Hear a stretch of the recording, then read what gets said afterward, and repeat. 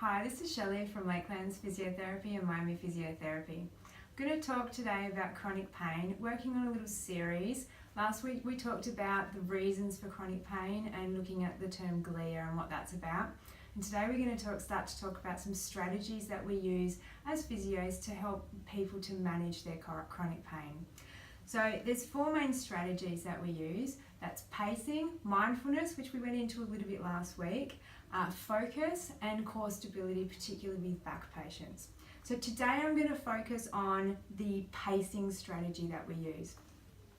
So firstly, why? What is pacing and why do we use it? So pacing is doing a controlled amount of activity that we know and the patient knows is a manageable amount. It's less than their absolute maximum that they can achieve. So it's doable, it's achievable, and we use that activity and then we gradually increase that amount. So we gradually push out those limitations very, very slowly in a controlled way. So then that way we can eventually achieve a goal. So the way we kind of work this is firstly there's some steps involved. We firstly have to sit down and work out what is it that you do in your life each day and what is it that we need to be doing. So we've got where we are at the moment and we've got where we need to be. So some of the things that we're aiming for are going to be things that we set on the doctor's set, and some of those things are things that you want to achieve in your life as well. And then there's the gap. So there's a gap from where you are currently to where you need to be, and that is what we are pacing. So we're gradually working you towards the goal of where we need to be and what you want to do in your life. To give you some examples, it might be a walking goal, a certain amount of walking that we want you to do each day. It might be that you need to do a certain amount of sitting in your job, so we need to gradually increase the amount of time that you can spend in a sitting position, or it might be some other task.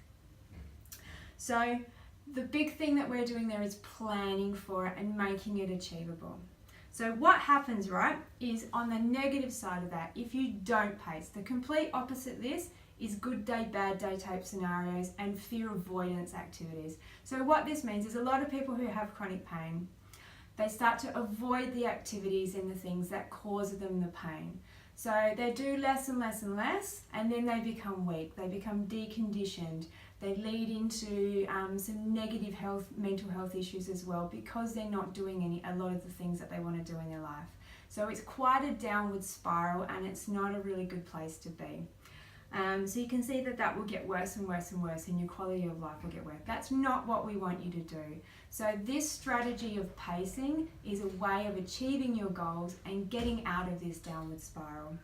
So if this is something that you think might help you, comment below on this post, comment below with chronic pain, and I'll PM you and we'll start the process of helping you to achieve your goals.